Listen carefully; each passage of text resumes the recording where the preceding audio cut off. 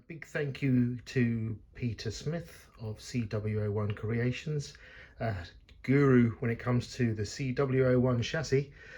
He's kindly sent me down a bunch of these axle braces, and this little guy is going to fit in the axle here, and we're going to install it to lock the axle in the center.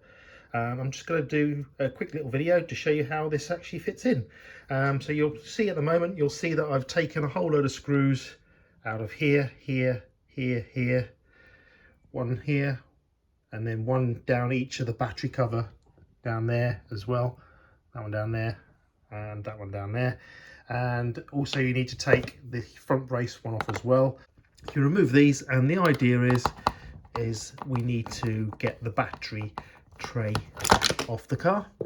So there we go, there we are, there we go. So the battery tray sits like that, and the axle brace sits in here, so this area here, and we've got to slot that in so it, if I can see that, it sits like that, and then that's going to brace in there, and we're going to screw that back into place, and that brace is at this point here. So just got to drill some holes to accommodate here so we can bolt it through. Okay, so to fit this little tyke into place, I've had to drill a couple of holes. These are 3.2 millimeters. The reason being is that when we put this into place, I'm going to use some stainless steel nuts that and screws that I've actually just cut down. These were some long ones which I've cut down, so they're about 15 mil. And the idea is they will now go up through the hole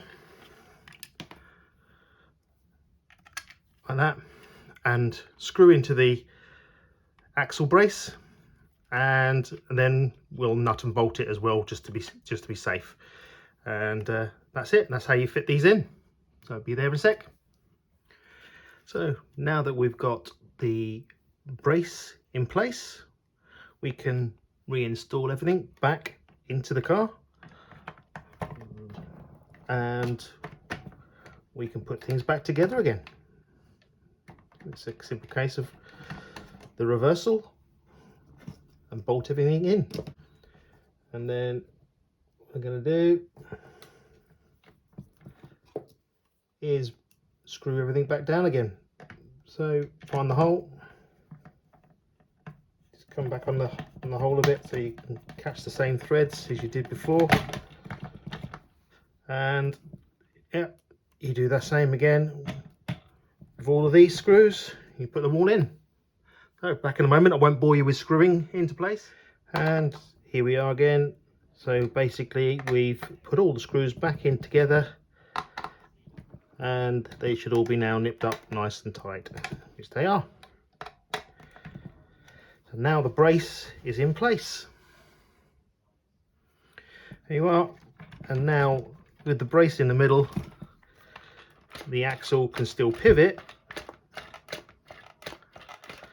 but it doesn't slap up and down when you hit the power on. So that is a very successful fix. Very nice one. Thank you, Peter, for sending me the axle brace. That's fitted in just perfectly nicely.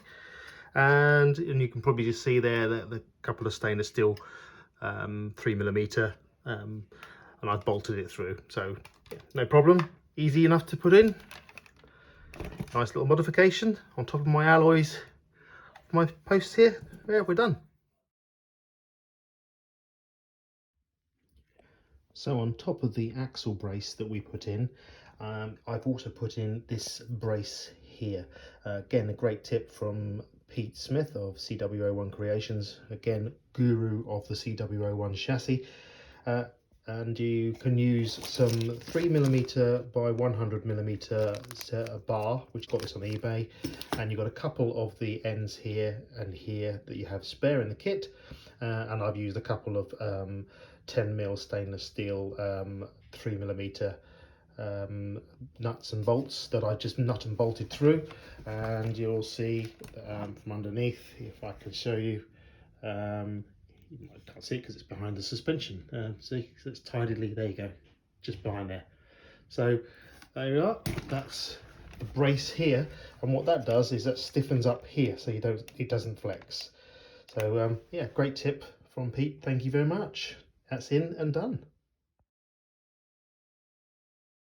And again, thank you, Peter Smith. You're a legend as always. He's provided me with this little upgrade here. These are the aluminium lower mounts for the suspension and the dampers. So as you can see, I've fitted one on the back of here, and we've got to do the same on this side. And it's a case of taking out this brass ball joint, removing the plastic suspension mount, taking that off, replacing that with the aluminium one, and screwing the hex bolt into this section here. Quite a nice straightforward upgrade. So first thing we need to do, we need to take off the wheel because we need to gain access in here. So case of using your nut driver or your wrench to remove the nut and remove the wheel. There we go, place that on there. Then we need to remove this bottom joint. Got one of these little tools that'll help me remove that. There we go. Noticed as well the little pin came out, so we'll take that off at the same time. So once we've got this far, we can use the nut driver on here on the top in this section here. Just use the nut driver, and we're going to hold the bottom end here, and we're going to remove the bottom plastic one, and this is quite tight, so I might put a device in there just to hold it. There we go. There we are. Just unscrew that all the way so that it's all the way out, like so. There we are. So that now comes off. Your spring will come off, so don't worry about that too much. Don't worry about this, this will all go back up. Then you take your aluminium one and you're going to pop your spring back on and press the spring up and pop your aluminium bottom mount on like that. And a case of doing this now back up. Again, we can go from the top and we can actually screw these back all the way back in. Nice and easy so far. So it's zipped up. And then we need to take off the ball joint. Just move that out of the way so you can see. Like that.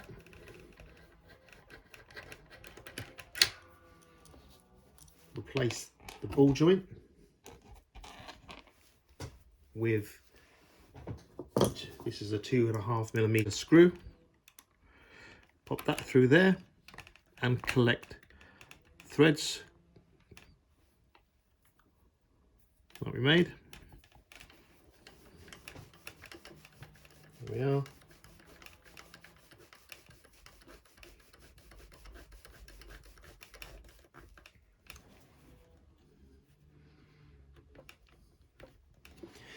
And then we need to take our wheel, pop our wheel back on, and then take our 4mm nut we had and pop that back in. There we are. Now you can see they're both upgraded. And like we did with the back suspension, we're going to put the front of the suspension the same thing with the aluminium bottom suspension mount, and this time we're going to be using a little lock nut as well. So we'll take the front wheel off like so.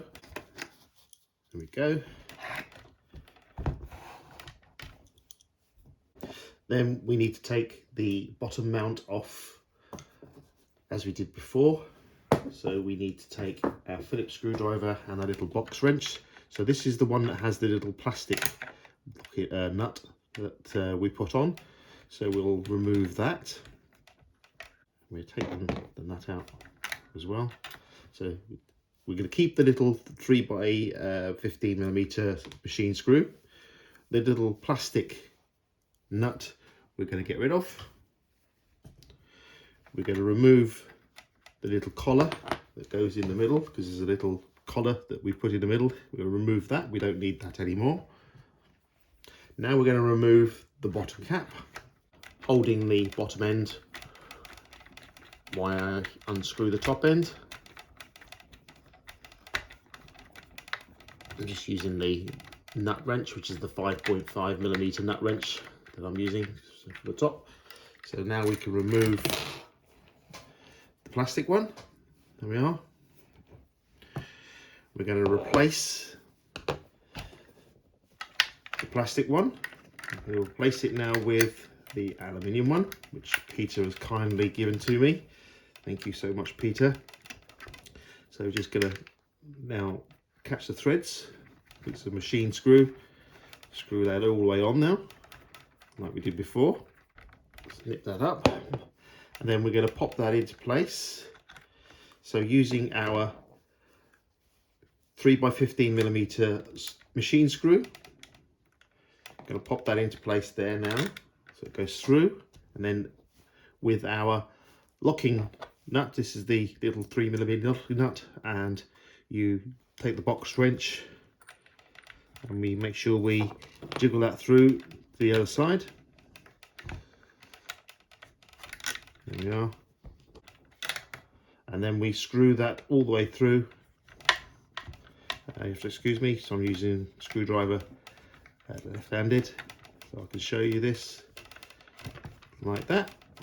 And then we screw that through. You don't have to go too mad again, because you need a little bit of movement here on the.